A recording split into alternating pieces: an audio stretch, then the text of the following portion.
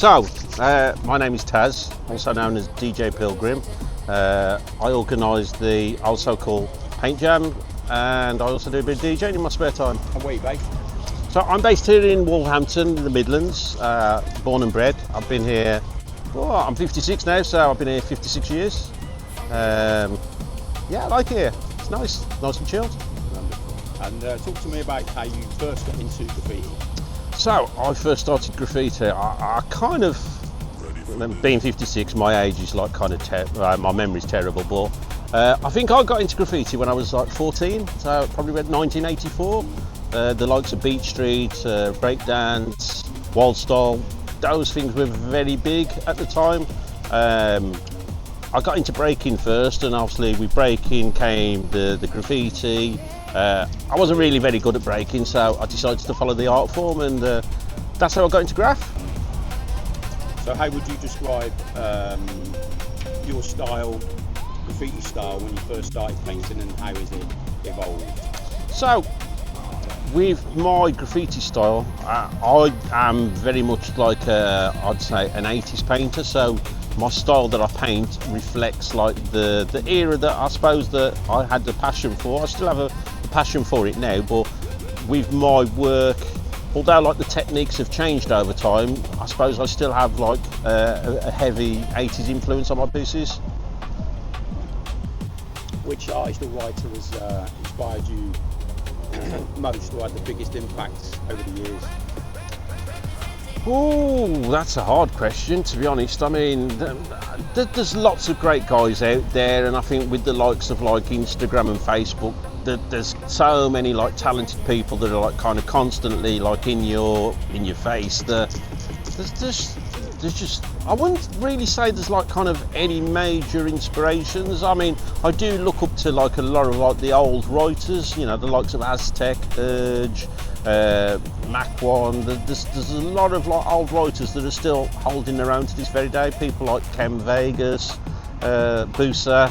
Yeah, there's just lots of people, you know, they're doing their thing. They're very talented. There's just too many to mention. So if there's anyone that feels offended because I haven't mentioned the name, sorry. What advice would you give to your younger self if you were starting this journey again? You're painting for yourself, because it's you that needs to have fun. It's you that goes out and buys the paint. It's you that basically has to spend your time producing the work that you do. So at the end of the day, there's always going to be someone out there that is never going to be like pleased with what you do. So at the end of the day, just paint for you, have fun. If you can't please everyone, just please yourself. What matters more to you? Technique, originality, or being consistent? To be honest, what matters more to me, I think it goes back to what I just said. It's about having fun. I'm not consistent. I mean, I go out and paint for my own, this is my fishing. I go out and it's like, you know, to escape all like the working week and everything else that goes on in life. You know, I've got a lovely family at home, but sometimes you need that escape, and this is my escape. So it's not about being consistent for me. I'm not one that's going to be painting every weekend. Technique, at the end of the day, I like my style. I'll try something different. I don't have a set style. I do have a lot of people who do me outlines, and I will paint their outline, because I've got a lot of respect for people who will take the time to paint me, to make me an outline, so I will paint it. But for technique, I just do my own thing, and I'm happy with that. Originality is important. I mean, at the end of the day, I think everyone's got to have like their own style and put their own stamp on things. Now, I know in this day and age it is hard not to like be influenced by what you see, because with graph, compared to the 80s, it's in your face all the time. With social media, you've got it constantly 24 hours a day in front of you, whereas back in the day, unless you physically went and took pictures of spots, you might have to rely on maybe a pen pal or like a fanzine to like kind of get maybe other pieces that you could see, other outlines. But I think that this day and age, originality, yes, you're always going to be influenced by someone. So I know people talk about biters, but I think everyone's a biter at some point, because at some point you will see something, you will take it, you'll probably like kind of adapt it to put your twist on it, but you still took it from somewhere. So yes, you will have your own originality, but at the same time you will also have like kind of got that inspiration from somewhere. You mentioned social media. Obviously back in the day there was no social media. How do you feel about the role that social media plays in graffiti now? Positives, negatives? It works positive as well as negative. It's like the same with everything. I mean, like with my DJing, socially, people, I think now you can get people who, back in the day, if you were painting, you'd have to like kind of find spots. Spots were like very hard to come by. You'd got like track sides, you'd find like the side of like a building, subways, but it was all very underground. I think now with social media, everything's become so socially acceptable that you could basically set up some boards in your back garden, you could paint them every week, post it up on social media, and then you could be like classed as a constant painter, and you could basically be like, you know, ranked up there quite highly, but yet you're painting the same spot in your garden. And the thing is with social media as well, is like the end result is only what people see. You could have someone that's painted that picture, that piece, and they could have spent 3 months doing that piece, but because you only see the end result, it's almost gives you like a false impression. And then I'm not even going to go down the AI route, because there's so much stuff nowadays that you see that's AI.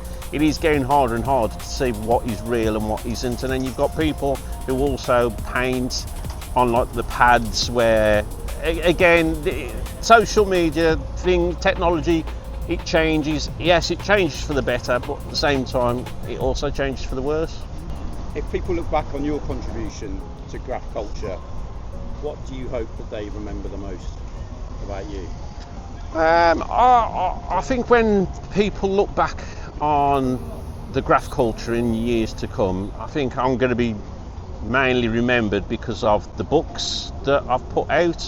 So being an 80s old school writer, I then got involved with a what they call Morton's Media Company, and we put out a few books called Old So Kool, and the basis behind them was that basically all the pictures that from the 80s where people have like kind of lost, people have took pictures of over the years, they've had them in the loft and they've gone missing, they've basically been binned by an ex-wife, or they've been confiscated by the police. We got speaking to people who had got collections still, and people, artists themselves who painted back in the day. And what we did is basically we put together 3 books. So we did a trilogy of basically purely 80s old school graffiti that was all UK based, because the UK had a great graph scene. And I think when people talk about graph, automatically people always talk about America. Germany gets a look in as well, and you get a few other places in Europe, but UK, I mean, we've had a good scene here, like from like the mid 80s. You know, you got like the Chrome Angels, you've got like the No Limits, you've got like a lot of London crews, you've got crews from all over the place. But the thing is, books came out like Subway Art and Spray Can Art, and there was certain people who got a look in all the time, and yet graph was like a UK thing, it wasn't just a London thing. So when people saw these books, the 80s old school UK graffiti books, people realised that, oh shit, there's places like little villages in the middle of like Gloucestershire where you've got these artists and they were painting good stuff at that time. But yet back in like the early 90s, the late 80s, because certain publications like Spray Can Art got published, you only had like a couple of people from Bristol that were featured in it, a couple of people from like the Midlands that were featured in it, a couple of people from London, and they got all the limelight. But there was a lot more to UK graph than those people. So with 80s UK graffiti books that I've put out with the Old So Kool trilogy, people have like kind of realised that it was more than a London or a Birmingham or a Bristol thing. It was like a UK thing, and there was a lot of talented people out there. But I think that, basically going back to your original question, I think that trilogy is what I'm going to get like kind of remembered mostly for. I would say that probably like kind of my DJing comes into it a little bit, because I think it goes hand in hand. A lot of people who like kind of are into like kind of the graph world now, who are like late 80s painters, have probably followed the same journey as myself. They were like into hip hop, they went into the world of rave, like they come away from rave and they've like kind of matured, and like they've carried on painting. So I think that will probably, an element of that will also like kind of come into it as well. Any shout-outs? Anyone you'd like to mention?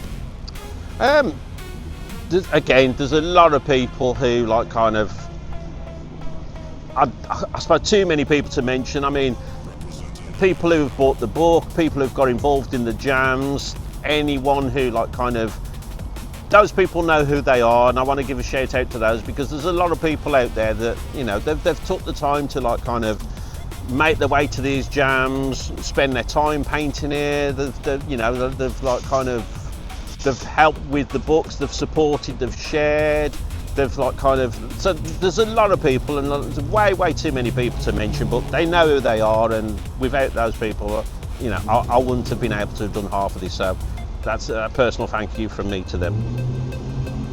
And your social media links, any?